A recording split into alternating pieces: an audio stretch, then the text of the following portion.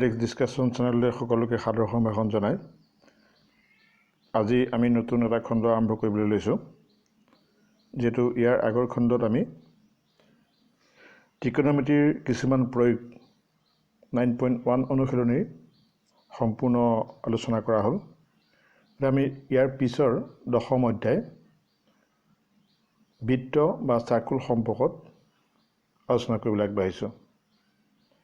যেটো তোমালোকে বৃত্তৰ বিষয়ে নৱমমান শ্ৰেণীত কিছুমান সংজ্ঞা পাইছে বৃত্ত কাক বোলে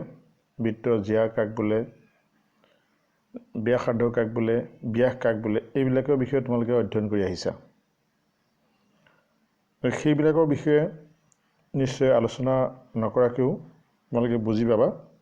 তথাপি মই অকণমান তাৰ আঁত ধৰি যাওঁ আমি আজিৰ বিষয়টো হ'ল চেপ্টাৰটো হ'ল বৃত্ত আৰু চেপ্টাৰটো হ'ল 10 অধ্যায় হ'ল 10 নম্বৰ অধ্যায়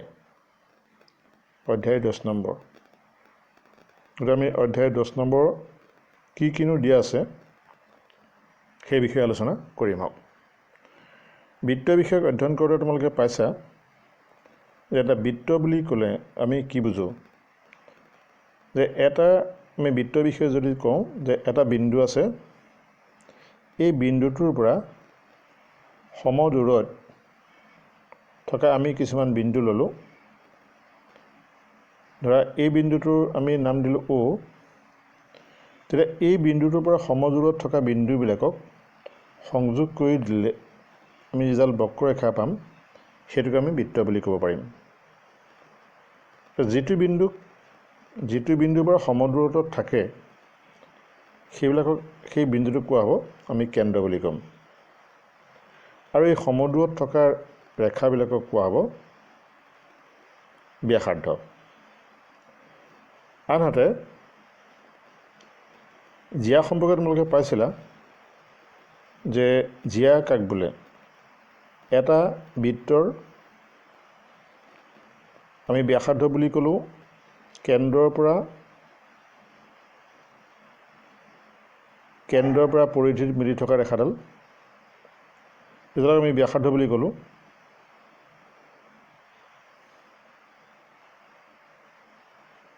এডাল ব্যাসাৰ্ধ তেতিয়াহ'লে জ্যা আমি কাক বুলিব পাৰিম যে বৃত্তৰ দুই পৰিধিত মিলি থকা যিবিলাক ৰেখা সেইবিলাকক আমি জ্যা বুলিব পাৰিম এই বিষয়ে তোমালোকে আগৰ শ্ৰেণীত পাই আহিছা বৃত্তৰ কেন্দ্ৰৰ মাজেদি দুই পৰিধিত মিলি থকা ৰেখাডালক আমি আকৌ ক'ম যাক আমি ব্যাস বুলি ক'ম যাক আমি ব্যাস বুলি ক'ব পাৰিম এই সম্পৰ্কে তোমালোকে নিশ্চয় আগৰ শ্ৰেণীত পাই আহিছা আমি আজি বৃত্তৰ নৱমমান শ্ৰেণীত পোৱাৰ বাহিৰে নতুনকৈ যিবিলাক কথা পাবলগীয়া আছে সেই কথাখিনিৰ বিষয়ে প্ৰথম আলোচনা কৰি লওঁ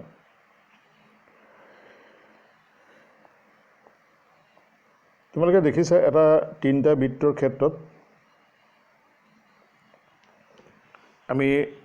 তিনিটা বৃত্তৰ ক্ষেত্ৰত তিনিডাল ৰেখা যদি বৃত্তলৈ টনা হয় তেনে ক্ষেত্ৰত কি হয় তোমালোকে চোৱা যে প্ৰথমটো বৃত্তত ৰেখাডাল তাৰ কাষেদি গৈছে অৰ্থাৎ স্পৰ্শ কৰা নাই ৰেখাডাল প্ৰথমটো চিত্ৰত আমি দেখিছোঁ ৰেখাডাল কাষেদি গৈছে স্পৰ্শ কৰা নাই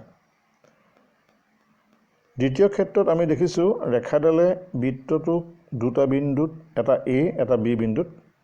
কাটিছে গতিকে আৰু এডাল ৰেখা পাইছোঁ আমি যিডাল ৰেখাই বৃত্তটোক মাত্ৰ এটা বিন্দুত কাটিছে ইয়াৰ এটা বিন্দুত কাটিছে অৰ্থাৎ এই বিন্দুটোত কাটিছে এনে ক্ষেত্ৰত আমি ক'ব পাৰোঁ এই তিনিডাল ৰেখাৰ নাম বেলেগ বেলেগ এডাল হ'ল বৃত্তৰ কাষেদি যোৱা এডাল ৰেখা এডাল বৃত্তৰ কাষেদি যোৱা ৰেখা এডালে বৃত্তক যিহেতু দুটা বিন্দুত কাটিছে তাক ছেদক বুলি ক'ম আৰু এটা বিন্দুত মাত্ৰ কাটিছে এডালো ছেদক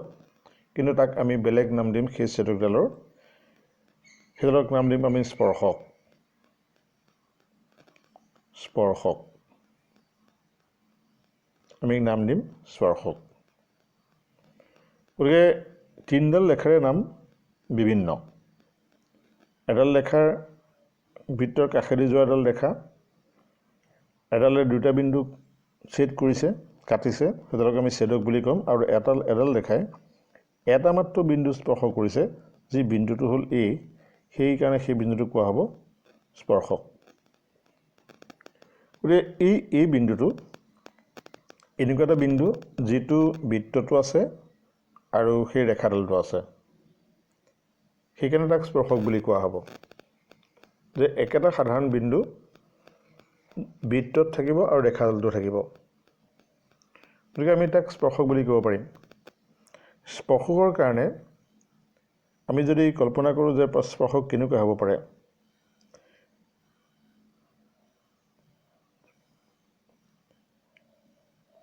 ইয়াত এটা কাৰ্যপ্ৰণালী কৰিবলৈ কৈছে কাৰ্যপ্ৰণালীটো হ'ল এটা বৃত্তৰ আমি তাৰে যদি এডাল বৃত্ত বনাই লওঁ এটা বৃত্ত বনাই লওঁ এনেকৈ আৰু তাৰ এটা মূৰত এডাল তাৰ আমি যদি গাঁঠি দি লওঁ তেতিয়াহ'লে দেখিম যে তাঁৰডাল যদি লাহে লাহে এই পজিশ্যনত অৰ্থাৎ লাহে লাহে আঁতৰাই আনি থকা হয় প্ৰথমতে এইটো অৱস্থাত আছিলে তাৰপৰা তাঁৰডাল লাহে লাহে আমি পিছুৱাই নি আছোঁ এনেকৈ যদি নি থাকোঁ তেতিয়া আমি দেখিমগৈ যে সেই তাঁৰডালে যিটো বিন্দুত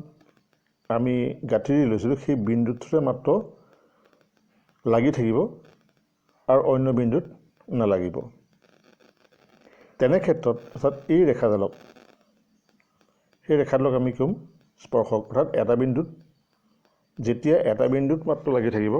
অন্য বিন্দুত নালাগিব তেতিয়া আমি তাক স্পৰ্শক বুলি ক'ব পাৰিম বৃত্তৰ স্পৰ্শক আৰু ব্যাসাৰ্ধ ইহঁতৰ মাজত এটা সম্পৰ্ক আছে যিটো সম্পৰ্কটোৰ বিষয়ে আমাক এটা উপপাদ্য দিছে তোমালোকে নিশ্চয় বৃত্তৰ স্পৰ্শকৰ যদি আমি সংজ্ঞা আকৌ চাওঁ যে যিডাল ৰেখাই বৃত্তক মাত্ৰ এটা বিন্দু স্পৰ্শ কৰে অৰ্থাৎ যি বিন্দুটো ৰেখাডাল আৰু বৃত্তটোৰ উমৈহতীয়া বিন্দু হয় সেই বিন্দুটোক স্পৰ্শ বিন্দু বুলি কোৱা হয় আৰু সেই ৰেখাডালক কোৱা হয় স্পৰ্শক বুলি কোৱা হ'ব বা টেনজেণ্ট বুলি কোৱা হ'ব স্পৰ্শ বিন্দু মানে পইণ্ট অফ কণ্টেক্ট গতিকে আমি এটা কথা সিদ্ধান্ত ল'লোঁ যে এটা বৃত্তক এটা বিন্দু স্পৰ্শ কৰা ৰেখাডালক বা যিটো বিন্দু ৰেখাডাল আৰু বৃত্তৰ দুয়োটাৰে উমৈহতীয়া বিন্দু হয় সেই বিন্দুটোক কোৱা হ'ব পি বিন্দুটোক স্পৰ্শ বিন্দু বা পইণ্ট অফ কণ্টেক্ট আৰু যিডাল ৰেখাই সেই বিন্দুটোত চুৱে সেই ৰেখাডালক কোৱা হ'ব স্পৰ্শক গতিকে আমি নিশ্চয় ধাৰণাটো কৰিব পাৰিছোঁ যে বৃত্তৰ স্পৰ্শক সম্পৰ্কে ইয়াৰ পিছত এটা আমাৰ উপপাদ্য আছে 10.1 এটা বৃত্তৰ যিকোনো বিন্দুত টনা স্পৰ্শকডাল স্পৰ্শ বিন্দুৰ মাজেৰে যোৱা ব্যাসাৰ্ধৰ লম্ব বা আমি তাক এনেকৈ ক'ব পাৰোঁ বৃত্তৰ ব্যাসাৰ্ধ স্পৰ্শকৰ ওপৰত লম্ব এনেকৈও আমি তাৰ ডেফিনিশ্যন তাৰ বৃত্তটো আমি সম্পৰ্কত লিখিব পাৰোঁ ক'ব পাৰোঁ উপপাদ্যটো গতিকে আমি লিখোঁ যে বৃত্তৰ স্পৰ্শক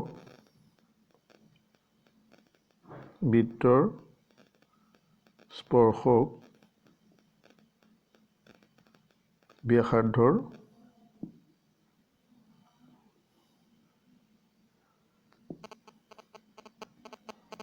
ওপৰত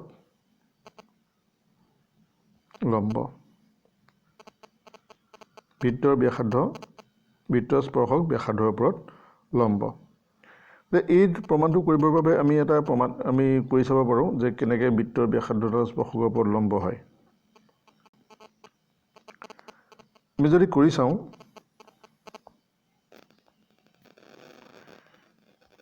বৃত্ত এটা আঁকিছিলোঁ আৰু এডাল ব্যাসাৰ্ধ আঁকি চালোঁ আৰু এডাল আমি স্পৰ্শক টানিলোঁ এই স্পৰ্শকডালৰ আমি নাম দিলোঁ XY বৃত্তটোৰ ব্যাসাৰ্ধৰ নাম দিলোঁ O আৰু এই ব্যাসাৰ্ধডালক আমি যিটো বিন্দুত কাটিলে সেই বিন্দুটোৰ নাম দিলোঁ P অৰ্থাৎ XY ৰেখাডালক Oৰ পৰা ব্যাসাৰ্ধ অকাত আমি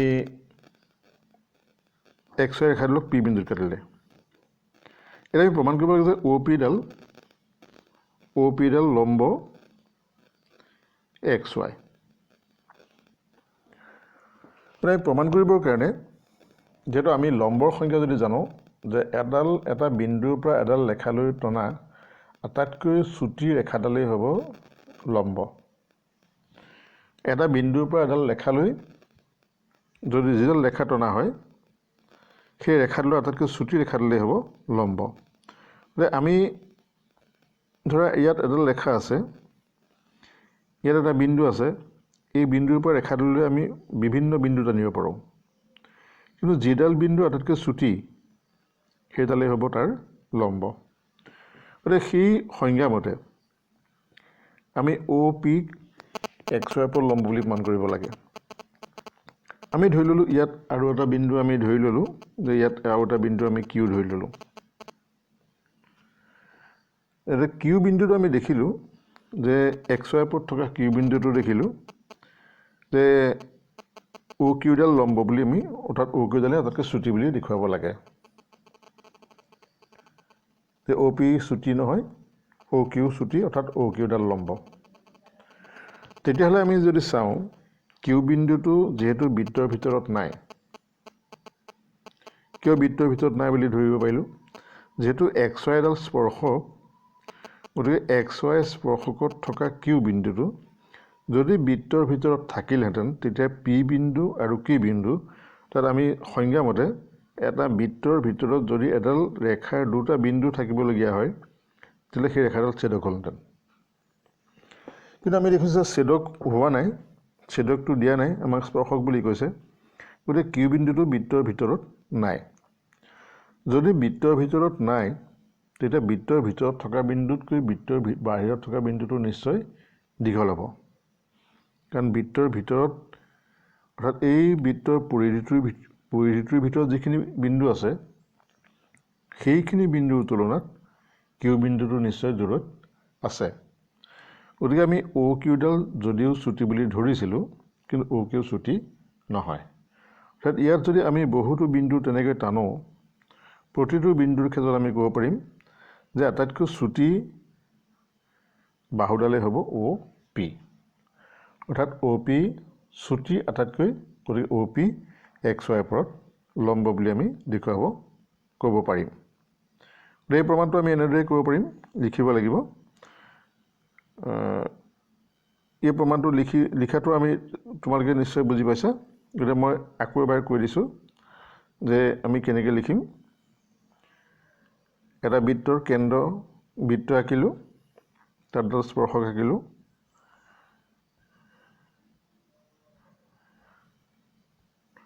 তাত এডাল স্পৰ্শক আমি আঁকি ল'ম এটা বৃত্ত আঁকিলোঁ তাত এডাল আমি স্পৰ্শক টানিলোঁ আৰু স্পৰ্শকডালৰ পৰা আমি কেন্দ্ৰৰ পৰা এডাল ৰেখা টানিলোঁ যিডাল আমাক ব্যাসাৰ্ধ বুলি কৈছে সেই ব্যাসাৰ্ধডাল আমি টানি দিলোঁ O আৰু সেই স্পৰ্শকডালত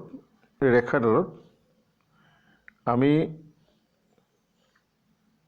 যিকোনো বিন্দু ল'ব পাৰোঁ ধৰা এইটো P বিন্দু এইটো Q বিন্দু বা আমি R বিন্দু ল'ব পাৰোঁ বা এইপিনে S বিন্দু ল'ব পাৰোঁ আমি ইয়াৰ পৰা দেখিব পাৰিম যে আটাইতকৈ চুটি বাহুডালেই হ'ব OP কাৰণ P বিন্দুৰ বাহিৰে বাকীবিলাক বিন্দু বৃত্তৰ ভিতৰত নাই গতিকে বাকী বিন্দুবিলাকলৈ ওৰ পৰা দূৰত্ব আটাইতকৈ বেছি গতিকে বাকীবিলাক বিন্দু যেহেতু বৃত্তৰ ভিতৰত নাই পৰিধিত নাই গতিকে অকল বৃত্তৰ পৰিধিত থকা বিন্দুটোৱে হ'ল P গতিকে P বিন্দুতে আটাইতকৈ চুটি দৈৰ্ঘ্য হ'ব অৰ্থাৎ OP ডাল XY পৰত লম্ব হ'ব গতিকে আমি যদি O কিউডাল লম্ব বুলি ধৰি লওঁ তেতিয়াহ'লে তাৰ সেই ধাৰণাটো ভুল হ'ব। গতিকে আমি প্ৰথমতে প্ৰমাণ কৰিবৰ কাৰণে আমি এই পদ্ধতি ব্যৱহাৰ কৰিব লাগিব যে অ' কিউডালহে লম্ব বুলি ধৰি ল'ব লাগিব।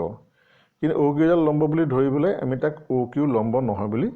দেখুৱাব লাগিব আৰু তেনেকৈ আমি প্ৰমাণ কৰিব পাৰিম। গতিকে ইয়াৰ এইখিনি হ'ল মূল কথা। ইয়াৰ উপৰিঞ্চি এই উপপাদ্যৰ পৰা আমি কেইটামান কথা জানিব পাৰিম। সেই উপপাদ্যৰ পৰা জানিবলগীয়া কথাটো হ'ল যে বৃত্তৰ এই উপপাদ্যৰ পৰা আমি এটা কথা জানিম যে বৃত্তৰ যিকোনো বিন্দুত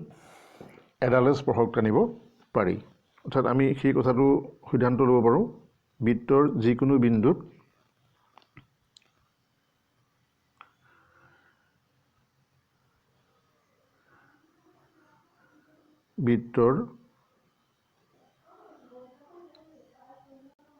যিকোনো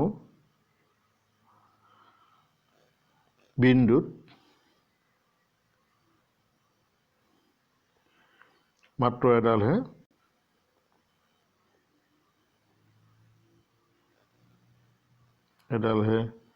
স্পৰ্শক টানিব পাৰি।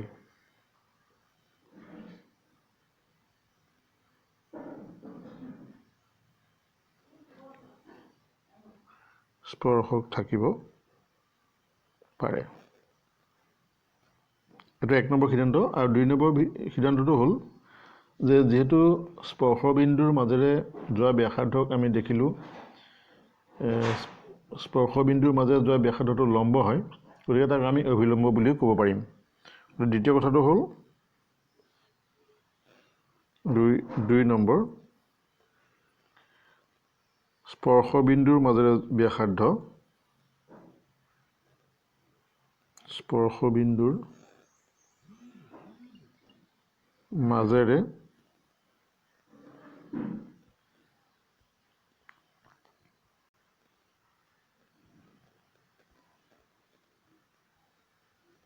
মাজেৰে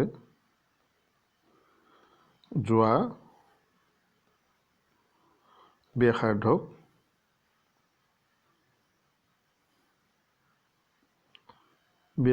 আমি অভিলম্ব বুলি ক'ম।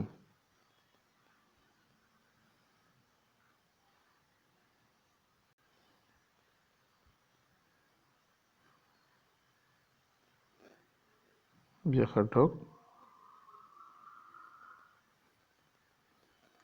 অভিলম্ব